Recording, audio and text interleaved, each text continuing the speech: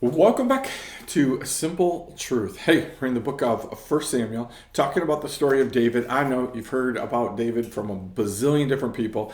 We're looking at it maybe a little bit differently and just purely some applicational things of how God is preparing David for that which he has called him to do. There's this fallacy out there that God, gives you a dream, a vision of, hey, you're going to get to do this, and then boom, you get to do it. No, God prepares you for what he has for you. Why? Because it's his, right? You need to be prepared so you think like him, so you see what he sees, so you're reacting like he reacts, right? So in chapter 16, here's how it starts off. The Lord said to Samuel, that's always a good place to start, right? This is directed by the Lord. This isn't Samuel had a thought, Samuel had an idea, this is the Lord said to Samuel, do this, right? How long will you grieve over Saul, since I have rejected him from being king over Israel? Listen, this is a great place to start, right? Some of us, God is promising us new things, but all we can do is look back to the past things, the old things. We continually, right, are lamenting what we've lost. We're continually mourning over what has been lost. And God's saying, I have new things for you, new relationships, new places to be, all kinds of new things. But you're continually looking backwards. You're continually mourning for that which was. Why? Because you're looking around at how different now is. Samuel had anointed Saul as first king. Really, Saul was replacing Samuel as leader of the nation of Israel, right? And so he had anointed Saul, had spent time with Saul, had invested in Saul, had been with Saul, and God rejected Saul as the king. Said, we're moving on. We're going somewhere different. He didn't remove Saul as king. He removed Saul from the position in the future of king. That's important for us to understand. Sometimes God has already announced, hey, this person, your boss, is going to be removed in 4 months. You might want to be preparing right now for that. Right, so we're caught up in the 4 months and when's it going to happen? How's it going to happen? How's God going to make all these parts put together and all these things? But God says, no, in 4 months, this is going to happen. You need to be prepared. You need to be focused on who you need to be, right? It's why we need to be in relationship with God, because while we're looking at now and past, God is focused on what he's going to do in the future and how now gets there. So God is absolutely focused on now.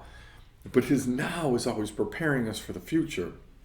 The entire Bible is focused on the future, on the end of this story. God is moving along the world to get to the end of the old earth, the end of the story.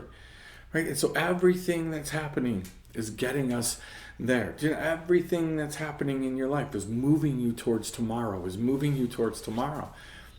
That's why today is so important.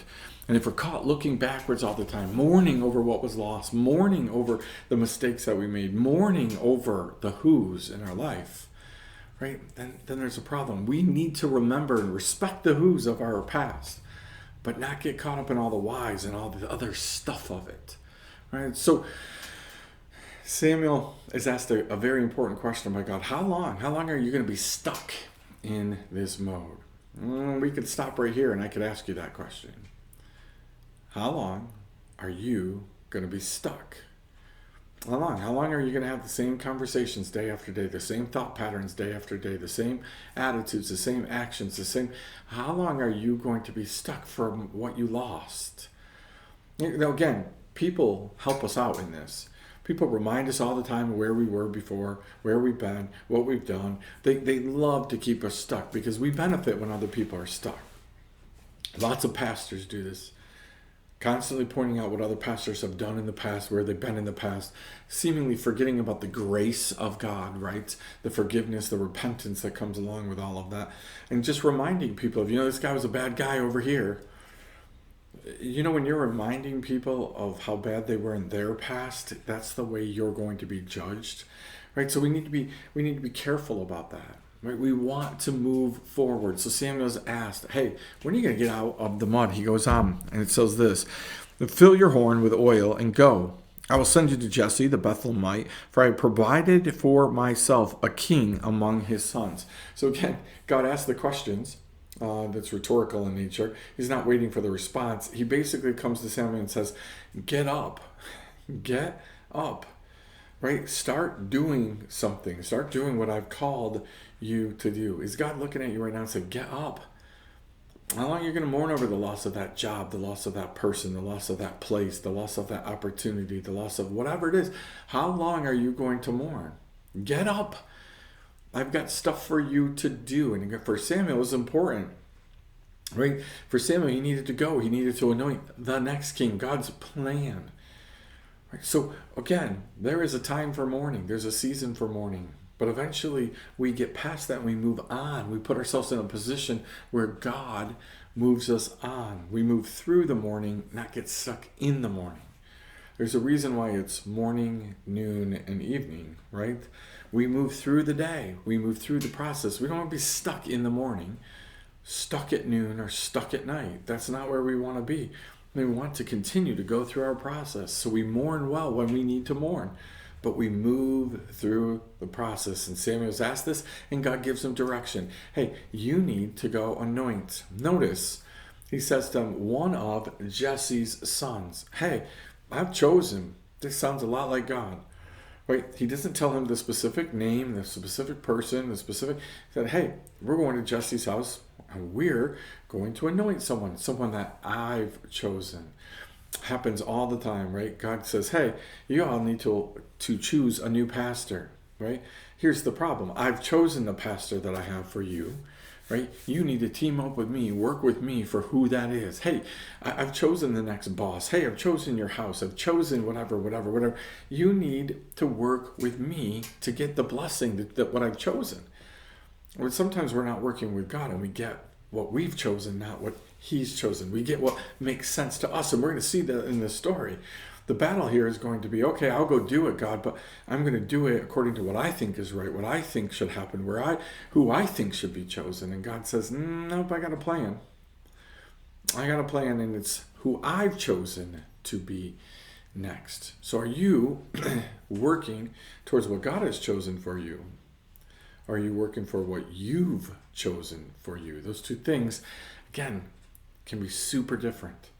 Right? Which one is it? What you've chosen for yourself or what God has chosen for you? I've said it frequently in a whole bunch of different places. Starting to get really concerned with people who continually are saying, this makes sense to me. This makes sense to me. This makes sense to me. This makes sense to me. This makes sense to me. God outright says that his ways are not our ways. We're not going to understand. We need to pray for understanding because initially we're not going to understand what God's doing. He's going to ask us to do things that are mind-blowing, that stretch us. And when you're constantly saying, this makes sense to me, you're setting up your entire world where basically you're God. You're only going to do the things that make sense to you. And if it doesn't make sense to you, then what are you going to do about that? So again, God is saying, hey, let's do here what makes sense to me. And Samuel is told, hey, here's what you're going to do. Now we're going to find out what makes sense to God isn't always what makes sense to us. Hey, we're going to pick it up right there next time on Simple Truth.